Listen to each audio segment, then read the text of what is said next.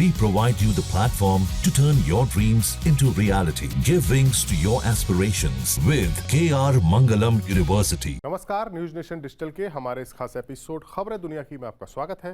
मैं हूं Sumit Kumar Dubey and this video is co-part by KR Mangalam university.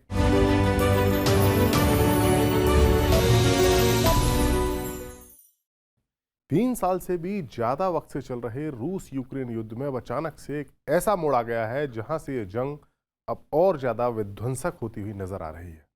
रविवार को यूक्रेन ने रूस के कई एयर बेसिस पर इतना भयंकर ड्रोन हमला किया कि रूस के कई बड़े बॉम्बर्स विमान स्वाह हो गए। किसी भी यूक्रेनी हमले में रूस का ये सबसे बड़ा नुकसान है।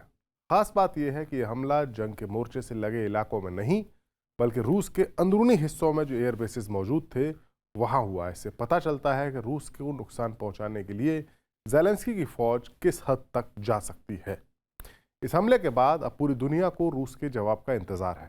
माना जा रहा है कि रूस अब यूक्रेन में कुछ ऐसी मिसाइलों से हमला कर सकता है जो तबाही मचा सकती है और न सिर्फ यूक्रेन बल्कि उसको मदद देने वाले यूरोपीय देश भी अब निशाने पर आ सकते हैं। वहीं दूसरी ओर इस जंग को रोकने के लिए टर्की में दोनों देशों के बीच बातचीत के लिए टीमें भी पहुंच चुकी हैं। ऐसा माना जा रहा है कि डोनाल्ड ट्रंप के अमेरिकी राष्ट्रपति बनने के बाद ये जंग बंद हो जाएगी, ऐसा माना जाता था। ट्रंप ने अपने चुनावी अभियान में कई बार ये कहा था कि वो बस एक फ़ोन कॉल करके जंग बंद करा सकते हैं। ये दावा उन्होंने किया, लेकिन पुतिन के साथ बहुत अच्छी दोस्ती होने के उनके तमाम दावों के बावजूद जंग अब भी जारी है और यूक्रेनी हमले ने तो इसे और ज़्यादा अब भड़का दिया है। अब हम आपको यूक्रेन के उस ड्रोन हमले के बारे में थोड़ा तफसील से बताते हैं जिसने पूरी दुनिया को चौंकाया। यूक्रेन ने रविवार को रूस को दहलाते हुए 2022 से शुरू हुए इस युद्ध का सबसे बड़ा हमला किया है। यूक्रेन के ड्रोन्स ने जिस तरह से रूस के एयरबेसेस में तबाही मचाई है उसने रूसी अधिकारियों को काफ़ी ज़्यादा चौंका दिया है। एक तरह से कहें तो उनके पैरों तले से ज़मीन ही खिसक गई है। यूक्रेन के हमलों ने रूस की फ़ौज की तैयारियों, उनकी डिफेंस स्ट्रेटेजी की पोल खोल कर रख दी है। ऐसा बताया जा रहा है कि इस हमले में 117 FPV यानी फर्स्ट पर्सन व्यू ड्रोन्स की मदद से यूक्रेन की सिक्योरिटी एजेंसी या सुरक्षा एजेंसी SBU ने रूस के अंदर 5 अलग अलग इलाकों मुर्मांस्क, इर्कुत्स्क, इवोनोवो, रियाजान और अमूर में मौजूद एयरबेसिस पर हमले किए। इस हमले में तकरीबन $7 अरब की कीमत वाले 40 से ज़्यादा रशियन स्ट्रेटेजिक बॉम्बर्स विमानों को निशाना बनाने का दावा किया गया है। रूस के एयर डिफेंस सिस्टम इस हमले को रोकने में काफ़ी ज़्यादा नाकाम भी रहे। इस हमले के वीडियोस जो सामने आ रहे हैं जिनमें रशियन बॉम्बर्स जलते हुए नज़र आ रहे हैं, ये सोशल मीडिया पर काफ़ी ज़्यादा तैर रहे और मानो रूस की मिलिट्री पावर का मजाक बना रहे। यूक्रेन ने अपने सीक्रेट अभियान को ऑपरेशन स्पाइडर वेव का नाम दिया। इसके लिए तकरीबन 1.5 साल की तैयारी की गई थी और इस हमले में रूस के 40 से ज़्यादा विमानों को निशाना बनाया गया। इनमें Tu-95, Tu-22 स्ट्रेटेजिक बॉम्बर और A-50 रेडार डिटेक्शन और कमांड विमान शामिल हैं। इन विमानों के जरिए ही रूस यूक्रेन पर बड़े हमले करता आया था, लेकिन चूंकि ये विमान युद्ध के मोर्चे से दूर रूस के अंदरूनी इलाकों में पार्क किए गए थे, लिहाजा रूस को ये उम्मीद नहीं थी कि इतना भीतर आकर यूक्रेन हमला कर देगा। लेकिन यूक्रेन ने 1.5 साल से ऑपरेशन स्पाइडर वेव की तैयारी की थी। इन ड्रोन को कैसे और कब लॉन्च करना है, बाकायदा इसकी पूरी योजना बनाई गई। यूक्रेन के ड्रोन्स रूस की सीमा के अंदर 4000 किलोमीटर तक कैसे पहुंचे, इसका भी पूरा खाका तैयार किया गया। पूरी प्लानिंग की गई 1.5 साल में।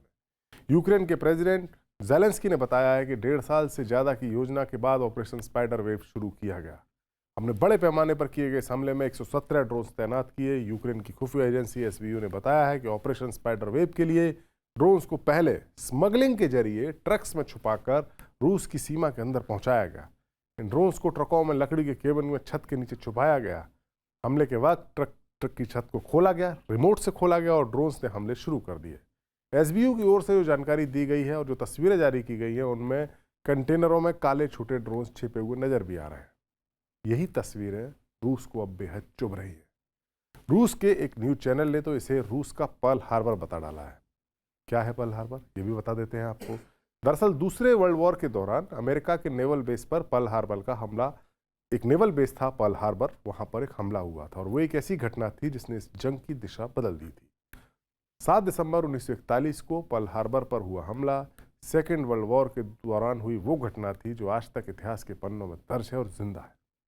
जापान ने उस समय के मुताबिक, स्थानीय समय के मुताबिक, सुबह 7:48 पर अचानक से हवाई हमला किया था।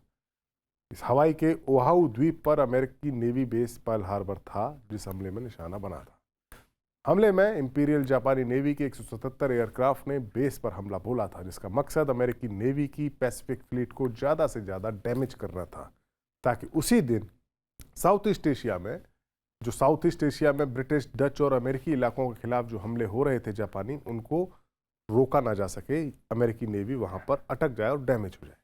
यह हमला 2 घंटे तक चला था, जिसमें 21 अमेरिकी युद्धपोत डूब गए थे या फिर डैमेज हुए थे।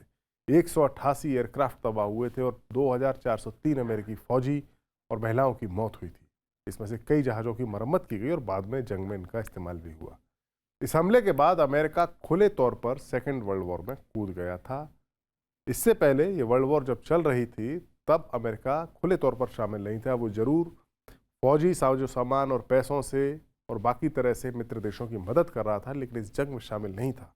लेकिन जब पर्ल हार्बर पर अटैक हुआ तो फिर अमेरिका, जर्मनी, जापान और इटली की इस गठबंधन, जिसको एक्सिस पावर बोला जाता था, उनके खिलाफ इस जंग में शामिल हुआ और अमेरिका, रशिया और ब्रिटेन के गठबंधन की जीत हुई। और 1945 में जब सेकेंड वर्ल्ड वॉर खत्म हुआ तो उसके बाद पूरा वर्ल्ड ऑर्डर बदल गया और अमेरिका और रूस 2 महाशक्ति के तौर पर उभर कर सामने आए थे। फिर शीत युद्ध शुरू हुआ, कोल्ड वॉर जिसे कहते हैं, जिसके बारे में हम कभी बाद में अपने किसी वीडियो में बात करेंगे।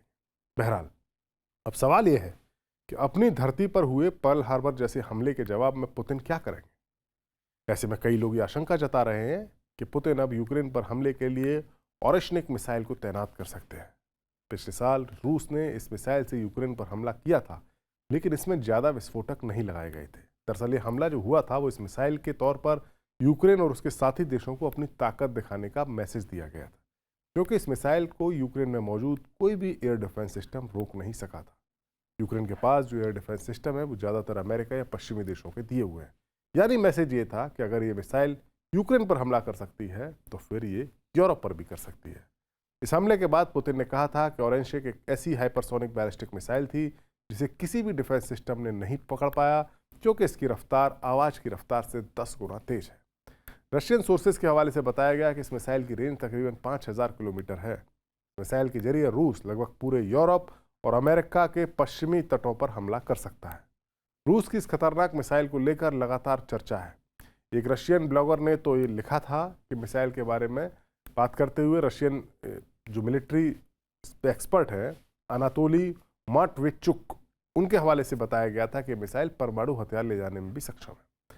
अगर पुतिन अब इस मिसाइल को पूरी क्षमता के साथ इस्तेमाल करते हैं तो फिर ये यूक्रेन के साथ साथ यूरोपीय देशों के लिए भी खतरे की घंटी होगी, क्योंकि पुतिन के निशाने पर ब्रिटेन, फ्रांस और जर्मनी जैसे वो यूरोपीय देश भी हैं जो नाटो के सदस्य हैं और यूक्रेन को हथियार सप्लाई कर रहे हैं। एक खबर ये भी आ रही है, यूक्रेन ने रूस पर जो हमला किया है इसके बारे में अमेरिका को जानकारी तक नहीं दी थी, ताकि पुतिन पर भारी जवाबी कार्रवाई पुतिन करें, उन पर दबाव बने और समझौते को लेकर जेलेंस्की पर जो ट्रंप दबाव डाल रहे हैं वो कम हो सके। एक राजनीति का हिस्सा है। बहरहाल, अमेरिका को इस हमले की जानकारी थी, नहीं थी, या जानकारी होते हुए भी अमेरिका ने इसको रोकने की कोई कोशिश नहीं की, ये तो नहीं कहा जा सकता। लेकिन इतना ज़रूर कहा जा सकता है कि इस हमले का जवाब पुतिन कुछ इस तरह देंगे ताकि पूरी दुनिया को उनकी मिलिट्री पावर का एहसास हो जाए। हमारा ये वीडियो आपको कैसा लगा, कमेंट सेक्शन में जाइए और अपनी राय हमें ज़रूर दीजिए।